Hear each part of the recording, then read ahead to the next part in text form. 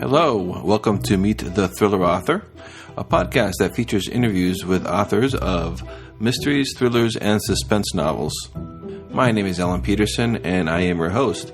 I am also an author of thrillers, and that is why when I decided to start a podcast where I would be interviewing fellow authors, I decided to focus on the genre that I write in and that I love, which is the thriller genre. And for simplicity's sake, by thrillers here, I'm talking about books that you would find in Amazon's mystery, thriller, and suspense category, as well as its subcategories of crime fiction, such as police procedurals, psychological thrillers, espionage, those type of novels.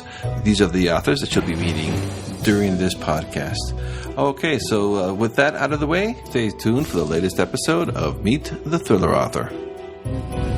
Hi everybody, this is Alan Peterson with Meet the Thriller Author, and in this episode I have a special guest with me here, Jeff Menapace, who writes horror thrillers like the Bad Games.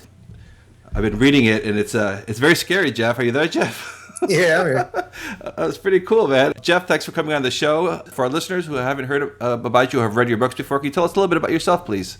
Let's see. Writers are pretty boring. That's why we write. We try to sound more interesting than we are. I don't know. I guess I'm 42, married, no kids, 2 cats, born in Pennsylvania, born and raised in Pennsylvania, near the Philadelphia area. Currently live in Bucks County, Pennsylvania, which I don't know if you saw the movie Signs with M. Night Shyamalan. You know who I'm talking about? The guy who did Sixth Sense. Sixth Sense, yep. Yeah, that was filmed around here. Like I said, my life is the life of a writer is not very glamorous. So as you can see, I'm sitting here in an undershirt. I don't know if you can see, in a baseball cap. So, like I said, the stuff we write about is far more interesting than who we are. Yeah, I like what you said, though. That's why we do it, right? Yeah, that's right. So we live vicariously through our characters. And so, for someone who hasn't read your books, can you tell us a little bit about the type of books that you write? You know, you kind of summed it up well when you said that I wrote horror thrillers. I've never been, the terminologies nowadays, horror, thriller, suspense, mystery, they're so broad. They were far more definitive, I think, back in the day. Mm-hmm.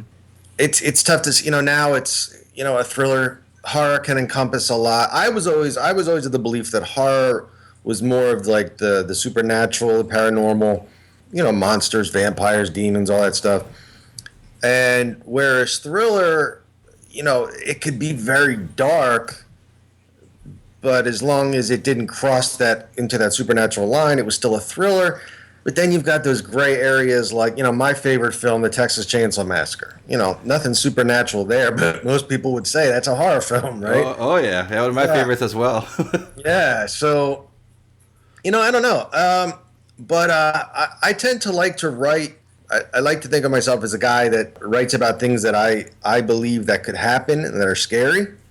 I don't really believe in ghosts or demons or monsters. But I do believe that if I was out in the sticks and my car broke down and a truck full of dudes drove up and said, "Hey, boy, you need a lift," I would be terrified, So, you got a pretty mouth, all that stuff. So that's the kind of stuff that I find terrifying, things that could really happen in real life.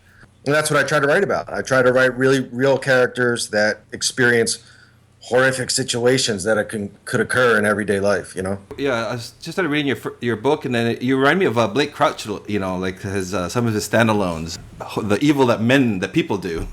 Yeah, I've been very honored and flattered to hear that. Blake Crouch is of course awesome, and I've heard his Pines books are more supernatural, but I've heard that a lot of his standalone stuff like Run and Abandon and stuff like that I've not read them. I've heard they're awesome. They're on my must-read list, of course. I've got a must-read list, a mile high.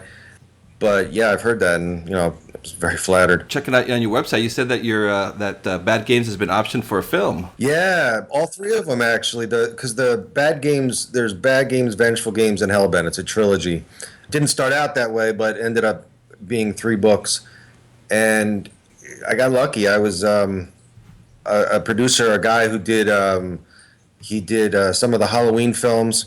He did Haunting in Connecticut. He did I think he did one of the Paranormal Activities. I can't remember. He's pretty well. Certainly, he's done his thing. So he contacted me out of the blue. He was sitting, like, I think he was in a waiting room, and he was playing on his phone, and he saw Bad Games and liked the blurb, liked the cover.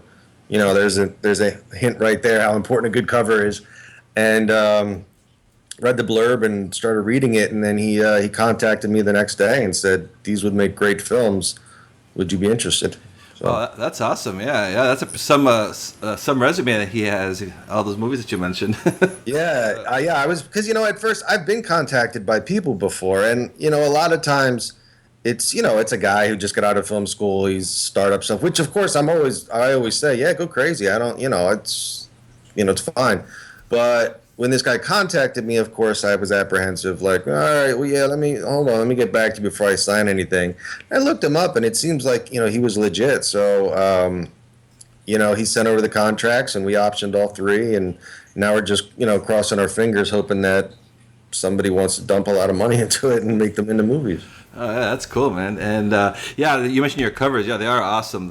They really they really grab you, especially if you like if you're going through Amazon quickly. It's like boom. It's like, ooh, that looks cool.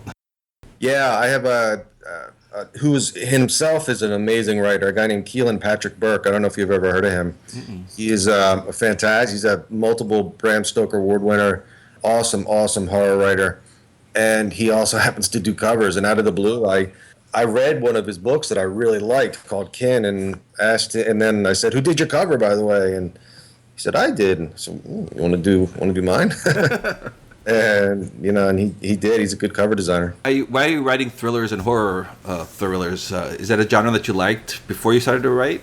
Oh yeah. It's pretty much what I read. I tend to emulate what you like, right? I love mystery. I love thriller, suspense, horror.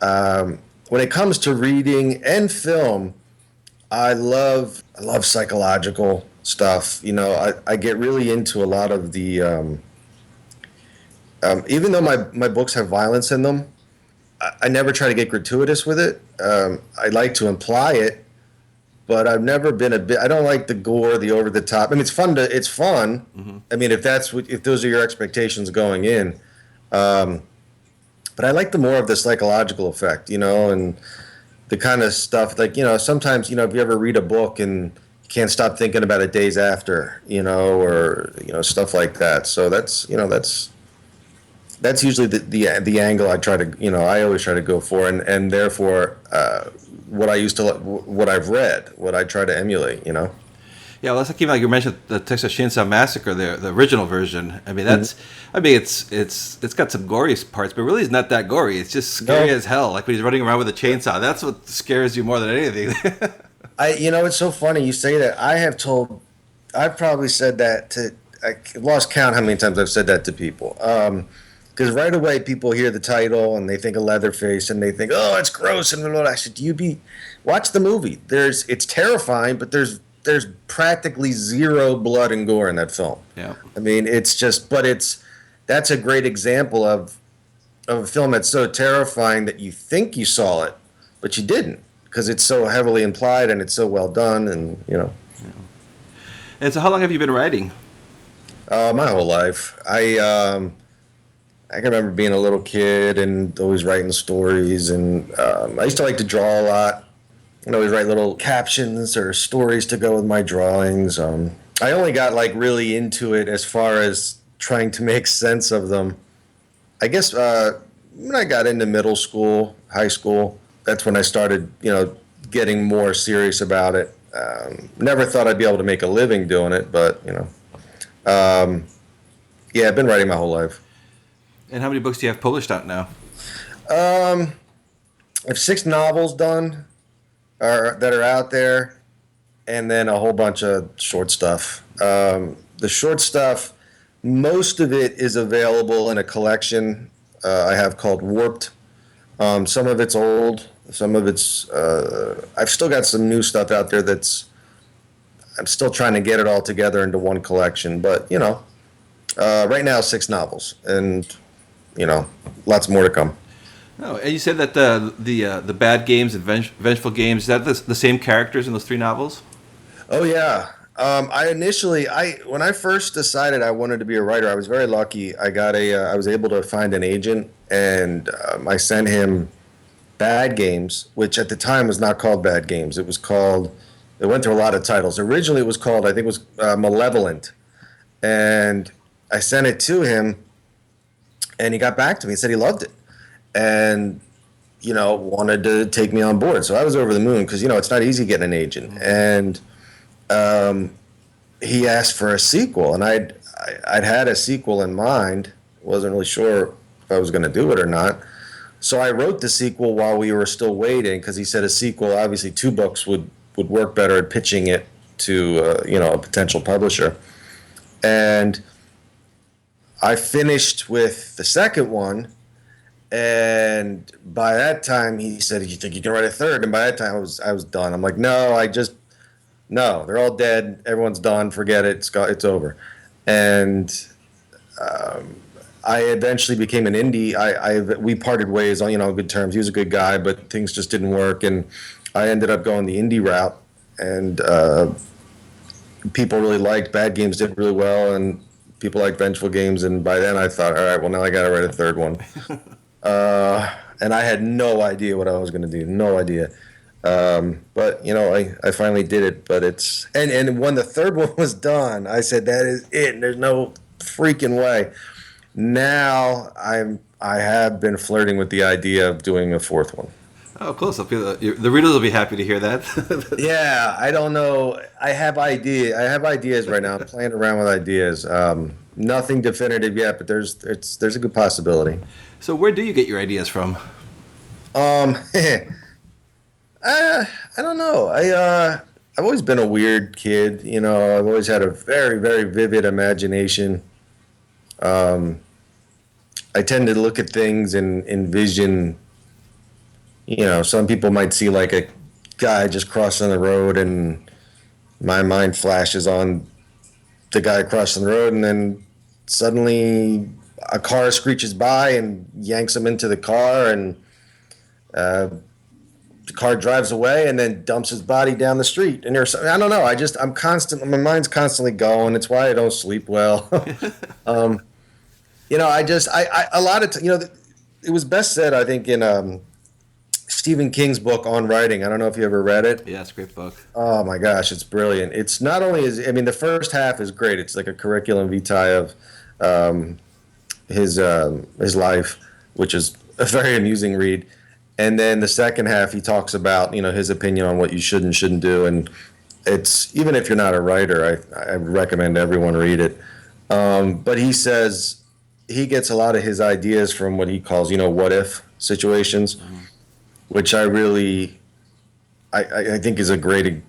I would agree that mine's similar. His thing. What if vampires invaded a New England town? Salem's Lot, or what if a crazed fan held a popular writer captive? Misery. So he comes up with these what if, and they happen to him all at random times when he's going for walks in the car, taking a shower. Same thing here. Do you ever base any of your writing on real events, and go off from there? You mean like stuff in the headlines? Yeah, like you see something in the news and you go, "Oh, what if?" And then you start. Yeah, I would say there's influences, absolutely. Mm-hmm. I have a weird fascination with serial killers, and by no means, by the way, I need to clarify this. By no means am I praising them or deifying them in any way like some wackos do. I am just saying I've always had an interest in them. Mm-hmm.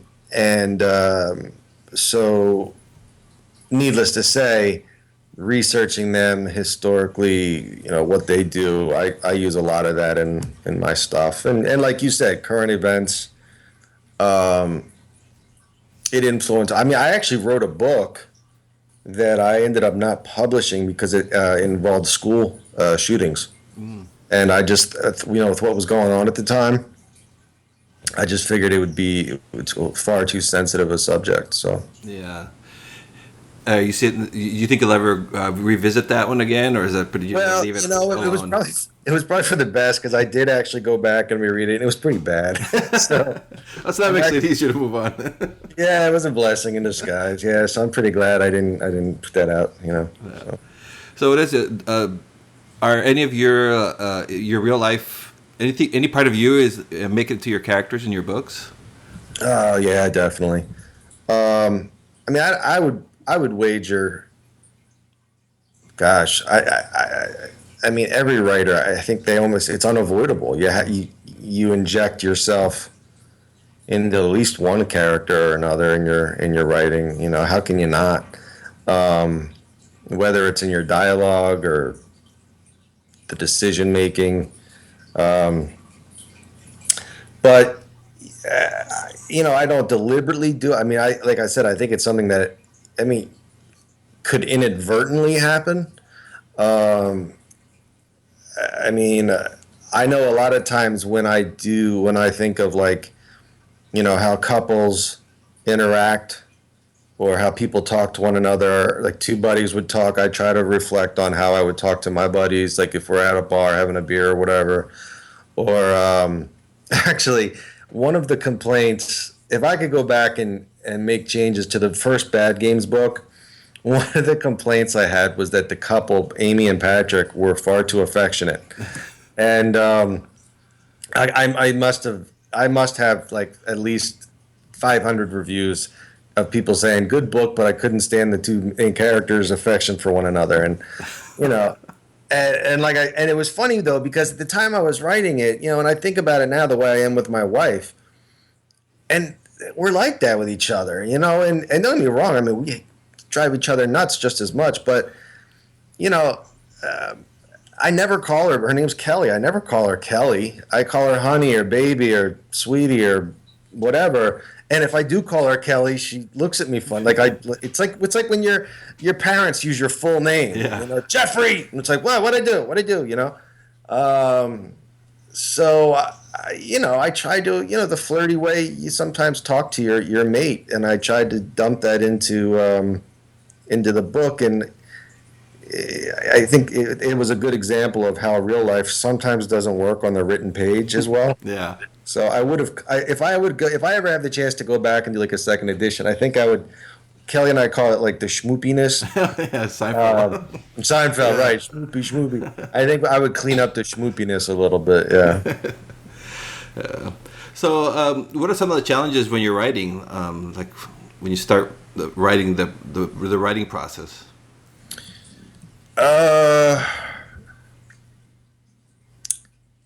Well, honestly, the discipline to just stay on track. Well, actually, no, that's not, because once you get into it, you lose.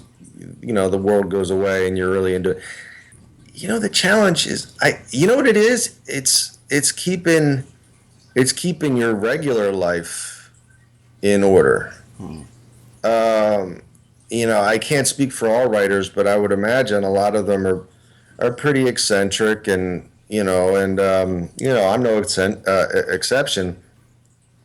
I think my biggest challenge is whenever I get really into a story, and I'm really deep into the book that I'm working on, I forget everyday life. I forget to eat, to bathe, to pay attention to my wife, to do household things that chores, stuff that you need to be doing.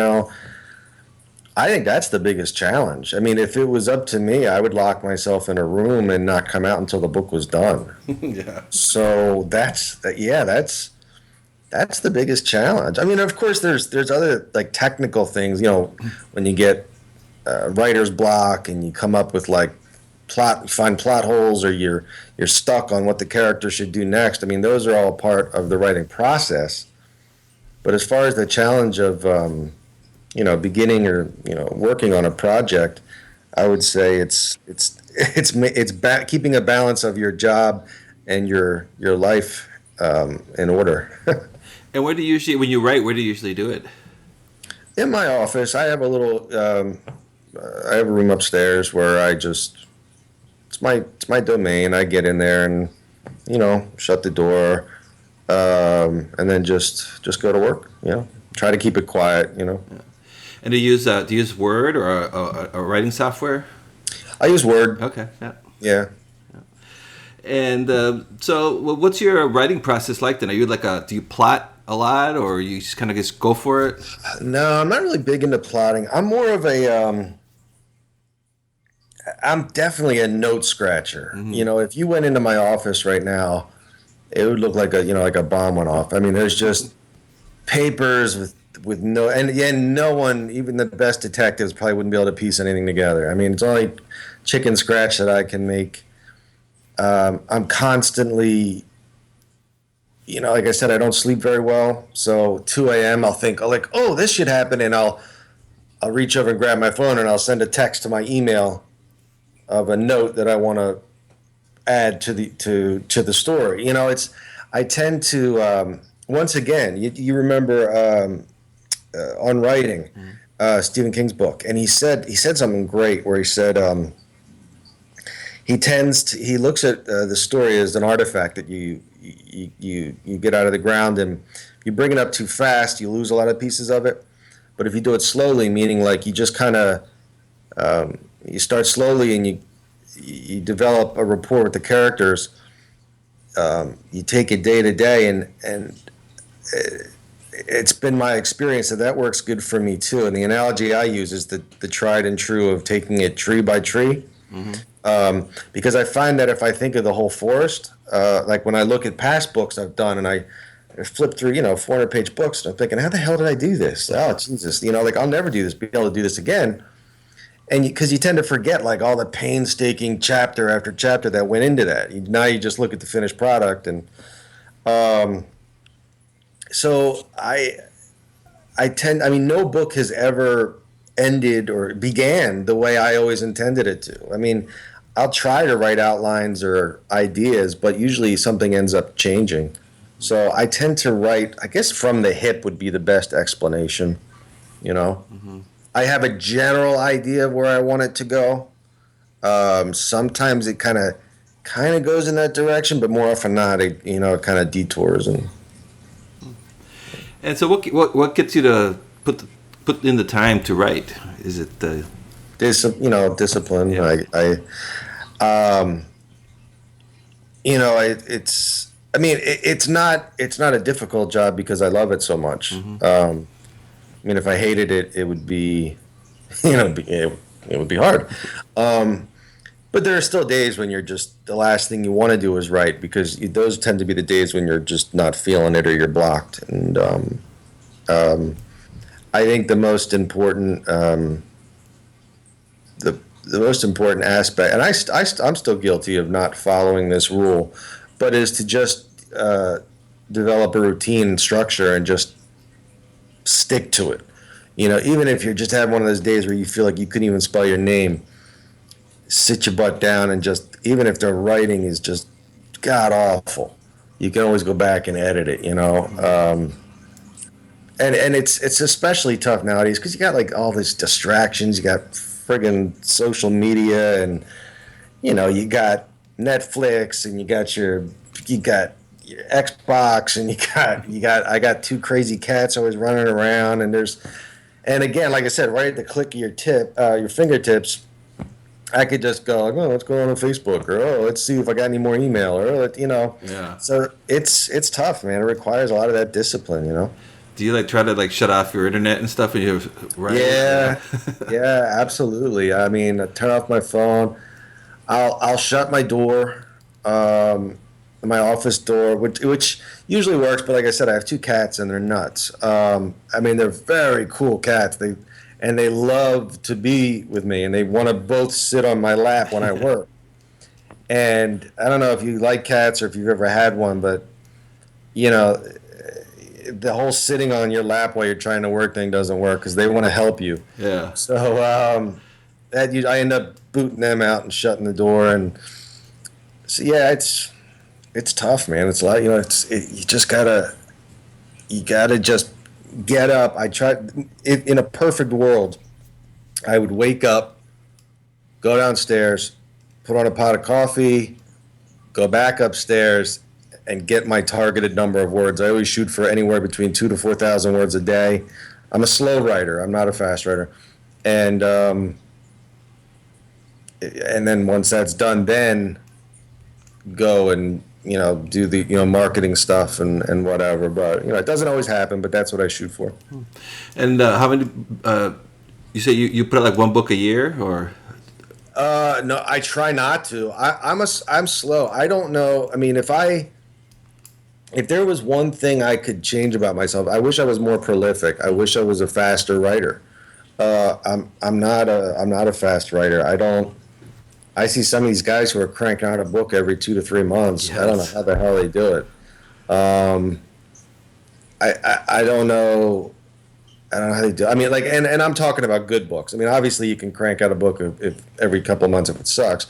But I mean, like, I'm talking like good books. I mean, there's some guys out there who can do it. I don't know how they do it. If it was up to me, in a perfect world, I'd put out about 2 books a year, 2, maybe 3, maybe on a good day, But like I said, I'm my own worst enemy. I'm very critical of my own work, so I tend to do a lot of revision. Yeah. So. Yeah, it happens to me too. Sometimes the rewriting and revision takes longer. Sometimes I was like, I got to cut that down. Well, the hardest part is the revision can be fun. The hardest part is, and I'm sure you can relate. It's trying to ignore the temptation to revise your first draft while you're in process of writing it. That's the hardest part for me. I want to. I mean, your first draft, again, there are exceptions to the rule, but most often first drafts are pretty crappy. But the whole goal is you're dumping your head onto the written page, and then once it's all out there, then you can start fine tuning it and doing your thing. But what I struggle not to do is to constantly go back on that first draft and make changes, and then before you know it, you're never getting the damn first draft finished. Yeah. So tough. So what are you working on now? What are you writing now? I'm actually I'm working on several things right now at once, which is both good and bad. It means that I have a lot of irons in the fire, but it also means that my productivity is going to suffer because of it. And for that, I mean simply because you generally work best when you're only focused on one project. I mean, it's very difficult, especially if you get really into the mindset of your characters and the plot. I mean, again, there are guys out there who can switch it on and off, go from one to the other, and just I don't know how they do it. I get absorbed to the point where, my wife will be talking to me and I'm looking at her with a glazed face because I'm still thinking about what I wrote earlier, So, and incidentally, she doesn't like that. Are you thinking about killers? Yeah, right. But what I'm working on is my next release is going to be a post-apocalyptic thriller. The last book I released was more of a mystery, an FBI thriller called Side Effects, and because I wanted to really expand my genre.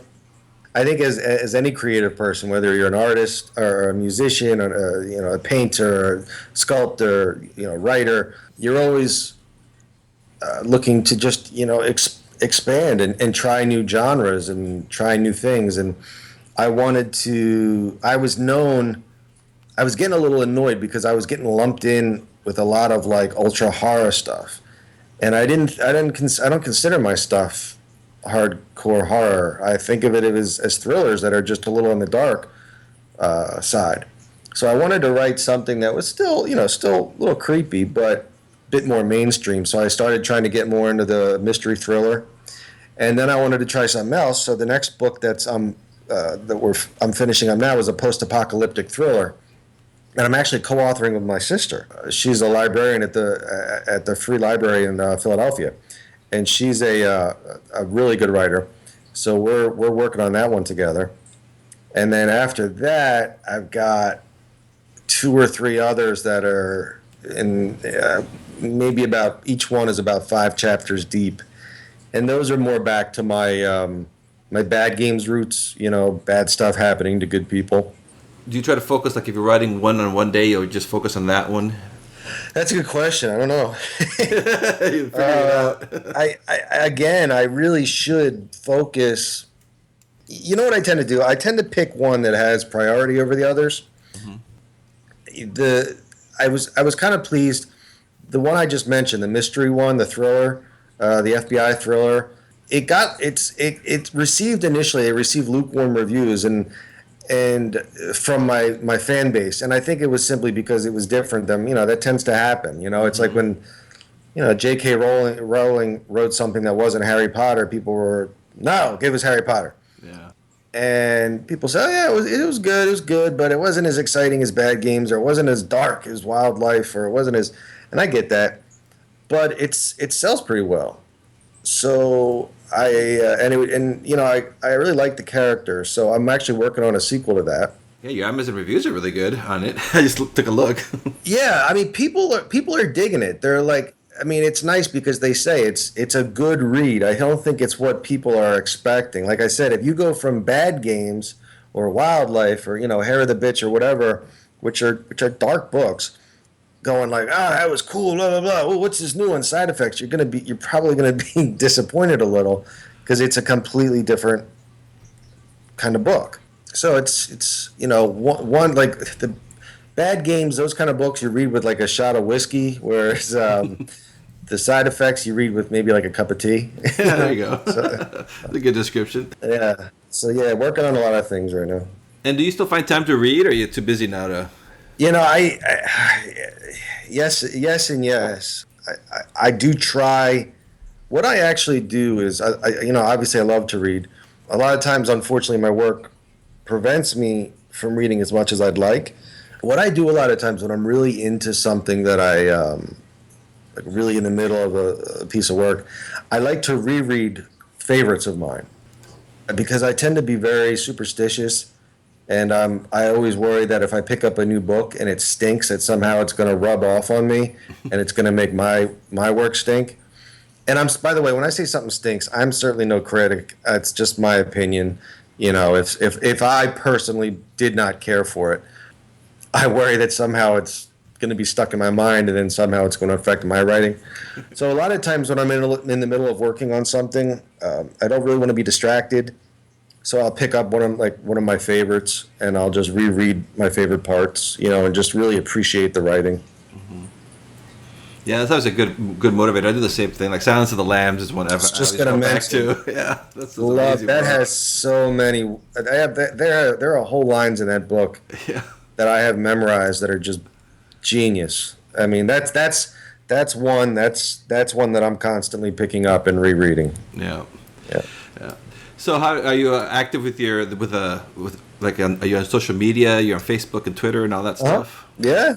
I try to be really, really interactive with my readers, as much as I can, because number one, because I enjoy it, and number two, I'd be nothing without them. Yeah. So yeah, I mean, there's no greater feeling.